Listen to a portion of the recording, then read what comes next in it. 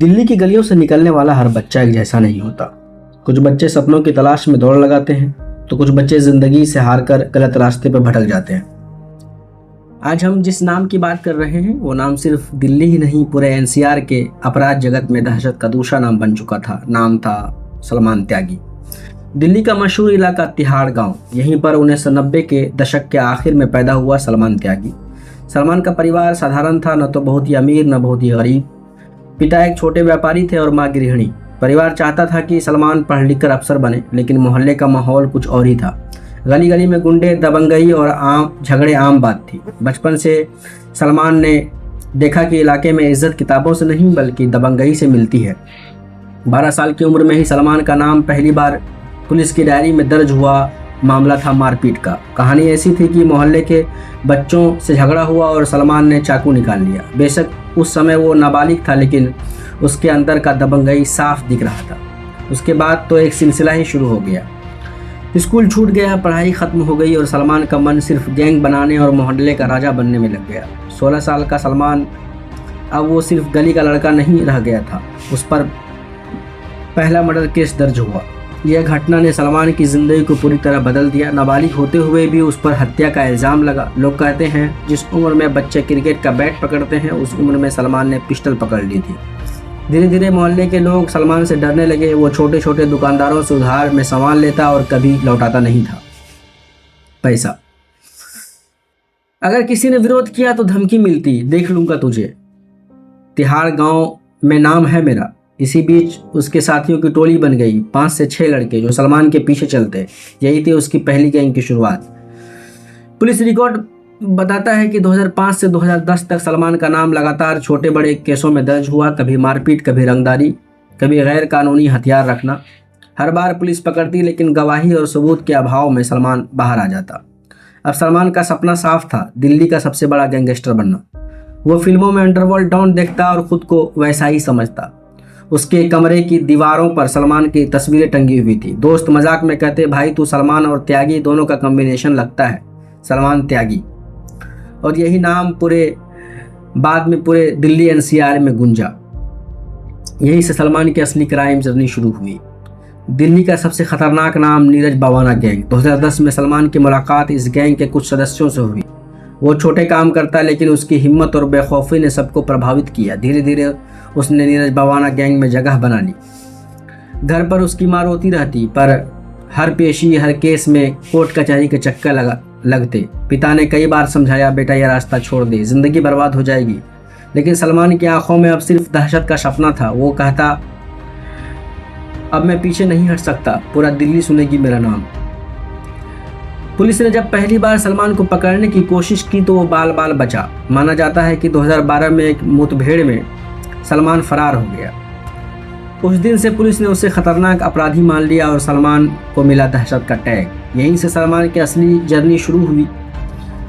Neeraj Bawana gang से जुड़कर उसने जुर्म की दुनिया में पहला कदम रखा, लेकिन यह तो बस शुरुआत थी। आगे चलकर वो जुड़ने वाला था उस सिंडिकेट से जिसने पूरे भारत में दहशत फैलाई, लॉरेंस बिश्नोई काला जरहेड़ी गैंग। और यहीं से सलमान त्यागी का नाम अपराध की किताब में सुनहरे मगर खून से लिखे अक्षरों में दर्ज हो गया।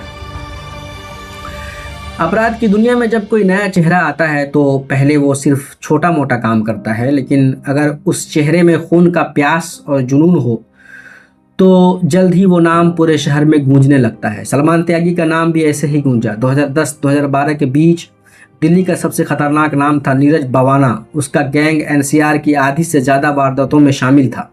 सलमान ने जब इस गैंग में कदम रखा तो शुरुआत में वो सिर्फ छोटे मोटे काम करता, जैसे सूचनाएं पहुंचाना, कारतूस और हथियार इधर उधर करना और पुलिस की नज़र बचाकर पैसे पहुंचाना। लेकिन बहुत जल्दी उसने अपनी बेखौफी से सबको दिखा दिया कि ये लड़का बाकी गुंडों से अलग है। 2012 में सलमान ने पहली बार सबसे बड़ी वारदात को अंजाम दिया। कहानी थी एक कारोबारी से 10 लाख की रंगदारी वसूलने की। नीरज बावाना के इशारे पर सलमान ने कारोबारी को फ़ोन किया, पैसा दे नहीं तो अंजाम बुरा होगा। उसके बाद उस कारोबारी की दुकान के बाहर गोलियां चलाई गईं। दुकान का शटर छलनी हो गया, पूरा इलाका दहशत में आ गया और दिल्ली पुलिस की फाइल में एक नया नाम जुड़ गया, सलमान त्यागी। धीरे धीरे सलमान के नाम से लोग कांपने लगे। मोहल्ले के लड़के अब उसे भाई कहकर बुलाने लगे। अगर किसी ने कारोबार शुरू किया तो सलमान का आदमी जाकर बोलता, भाई का हिस्सा पहले देना पड़ेगा। यह हिस्सा था रंगदारी का खेल, और यही खेल सलमान का पहचान बन गया। सलमान की शख्सियत गजब थी। लंबा कद, चौड़ा सीना और हमेशा महंगी बाइक पर घूमना। वो गरीब लड़कों को पैसा देता और उन्हें अपने गैंग में शामिल करता। धीरे धीरे उसकी टोली 20-25 लड़कों की हो गई।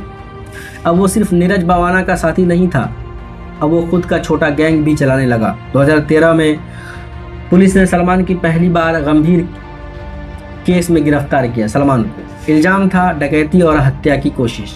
कोर्ट में पेशी हुई, परिवार ने जमानत कराई। कुछ महीने में सलमान बाहर आ गया, लेकिन इस गिरफ्तारी ने उसे बदनाम कर दिया। अब वो गली का गुंडा नहीं बल्कि दिल्ली का गैंगस्टर कहलाने लगा। हर बार जेल जाना सलमान के लिए स्कूल जैसा था। जेल में उसने कई बड़े गैंगस्टरों से मुलाकात की। उन्होंने उसे सिखाया कैसे पुलिस को धोखा देना है, कैसे मोबाइल से ऑपरेशन चलाना है, कैसे डर पैदा करना है। जेल से बाहर निकलने के बाद सलमान और भी खतरनाक हो चुका था। 2014-2016 के बीच सलमान पर लगातार नए नए केस दर्ज होते रहे। ज़मीन कब्जा, फिरौती, हथियारों का कारोबार। पुलिस ने उसका नाम मोस्ट वांटेड लिस्ट में डाल दिया। उसके नाम पर कई जिलों में इनाम घोषित किए गए। इस बीच दिल्ली की गलियों में गैंगवार शुरू हो गया। टिल्लू, ताजपुरिया, गोगी गैंग और बवाना गैंग की लड़ाइयाँ आम हो गई। सलमान ने भी कई बार गोलियों की बरसात में हिस्सा लिया। एक गैंग वार में वो बाल बाल बच गया। उसकी कार गोलियों से छलनी हो गई, लेकिन सलमान चमत्कारिक रूप से बच गया। यहीं से लोग कहने लगे इस लड़के पर मौत का कोई असर नहीं होता। अब मीडिया भी सलमान का नाम लिखने लगी। दिल्ली का नया डॉन, जेल से चलने वाला गैंगस्टर, दिल्ली का सलमान त्यागी, ये हेडलाइन अखबारों में छपने लगे और हर खबर के साथ सलमान का डर और बढ़ता गया। लेकिन नीरज बावाना गैंग से जुड़े रहने के बावजूद सलमान हमेशा और बड़ा बनने का सपना देखता था। उसे लगता था कि बावाना गैंग उसकी असली ताकत को दबा रहा है। इसी दौरान उसकी मुलाकात हुई उन चेहरों से जो भारत का सबसे खतरनाक माफिया सिंडिकेट को चला रहे थे। ये सिंडिकेट था लॉरेंस बिश्नोई और काला जठेरी का साम्राज्य। सलमान को लगा कि अब वक्त आ गया है नीरज बावाना से आगे बढ़कर पूरे देश में नाम कमाने का, और यहीं से उसकी ज़िंदगी ने नया मोड़ लिया। उसने उसे और भी खतरनाक और खूंखार बना दिया।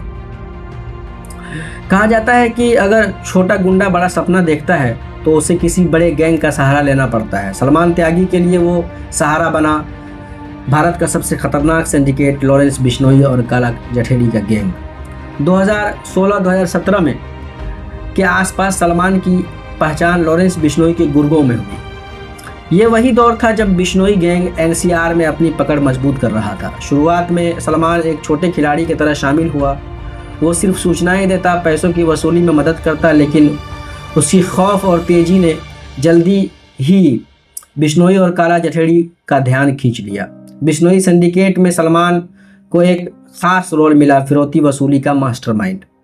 अब सलमान के फ़ोन में एनसीआर के बड़े कारोबारी, बिल्डर और शराब माफिया को धमकी भरे कॉल्स जाने लगे। 50 लाख चाहिए नहीं तो गोली चलेगी। भाई का नाम सुना है? सलमान त्यागी। इनकार मत करना वरना अंजाम बुरा होगा। इन कॉल्स के बाद अक्सर दुकान के बाहर गोलियां चलती या कारोबारी के घर पर हमला होता और फिरौती की रकम बगैर पुलिस में गए चुका दी जाती। 2018 में पुलिस ने सलमान को दोबारा गिरफ्तार किया, लेकिन जेल उसके लिए कोई बड़ी सज़ा नहीं थी। मंडोली और तिहाड़ जेल से ही वो मोबाइल के ज़रिए पूरा नेटवर्क चलाता। बाहर उसके आदमी कॉल करते, शूटर्स को काम सौंपाते और सलमान जेल से ही डील फाइनल करता। लोग कहते सलमान त्यागी जेल में नहीं अपने ऑफिस में बैठा है। धीरे धीरे दिल्ली, गुरुग्राम, गाजियाबाद, नोएडा, हर जगह सलमान का नाम गूंजने लगा। छोटे व्यापारी से लेकर बड़े बिल्डर तक सब सलमान के नाम से डरने लगे। कोई भी नया कारोबार शुरू होता तो पहले सलमान के लोगों का हिस्सा देना पड़ता, यानी उसका सिंडिकेट टैक्स कलेक्टर बन चुका था। लेकिन ये टैक्स डर के साए में वसूला जाता था। 2023 की एक बड़ी घटना ने सलमान को फिर सुर्खियों में ला दिया। दिल्ली में 2 कारोबारियों ने फिरौती देने से मना कर दिया। सलमान ने जेल से ही शूटर्स को आदेश दिया, गोलियां चलाओ ताकि उसको सबक मिले। कुछ ही दिनों के बाद दोनों कारोबारियों के ऑफिस पर फायरिंग हुई। गोलियों से दीवारें छलनी हो गई। हालांकि किसी की जान नहीं गई, लेकिन संदेश साफ था, सलमान त्यागी का नाम सुनकर इनकार मत करना। पुलिस ने जब जांच की तो सबूत सीधे सलमान तक पहुंचे। यानी जेल में बंद होकर भी वो एनसीआर की वारदातें करवा रहा था। सलमान सिर्फ डर नहीं था बल्कि रुतबा भी चाहता था। जेल में उसके पास खास बैरक होती, महंगे कपड़े और जूते पहनता और बाहर के गुर्गों के लिए हर सुख सुविधा जुटाता। वो अक्सर कहता, भाई मैं बंदूक से जीता हूं, बंदूक से ही मरूंगा। बिश्नोई सिंडिकेट का हिस्सा बनने के बाद सलमान ने कई दुश्मन भी बना लिए। टिल्लू ताजपुरिया और गोगी गैंग से उसकी दुश्मनी गहराती चली गई। कई बार जेल में भिड़ंत हुई, कभी ब्लेड से हमला, कभी चाकू से वार, लेकिन हर बार सलमान बच निकला। उसका छवि बन गई थी मौत को भी मात देने वाला गैंगस्टर। अब सलमान दिल्ली पुलिस और स्पेशल टास्क फोर्स का सबसे बड़ा सिरदर्द बन चुका था। उसके खिलाफ मकोका महाराष्ट्र संगठित अपराध नियंत्रण अधिनियम लगाया गया। दर्जनों केस कोर्ट में लंबित थे, लेकिन हर केस में गवाह मुकर जाते, सबूत मिट जाते। सलमान बार बार बच निकलता। जेल से भी उसका गैंग फैलता रहा। उसने उत्तर प्रदेश और हरियाणा तक अपने लोग भेजे। वहां से हथियार आते और दिल्ली में खून खराबा होता। सलमान का कहना था, अगर दिल्ली पर राज करना है तो एनसीआर से लेकर यूपी तक अपनी पकड़ बनानी होगी। लेकिन सलमान के लिए ये ताकत धीरे धीरे मौत का कारण भी बन रही थी। जेल में उसकी बढ़ती दुश्मनी, गैंगवार और पुलिस का दबाव सब मिलकर एक घेरा बना रहे थे। वो घेरा था जिससे बाहर निकलना शायद सलमान के बस में नहीं था। एक समय था जब सलमान त्यागी को दिल्ली का अगला डॉन कहा जाने लगा था, लेकिन किस्मत ने उसके लिए कुछ और ही लिखा था। उसकी कहानी अब उस मोड़ पे पहुंचने वाली थी जब पुलिस, दुश्मन, गैंग और जेल की दीवारें सब मिलकर उसका अंत लिख रही थी।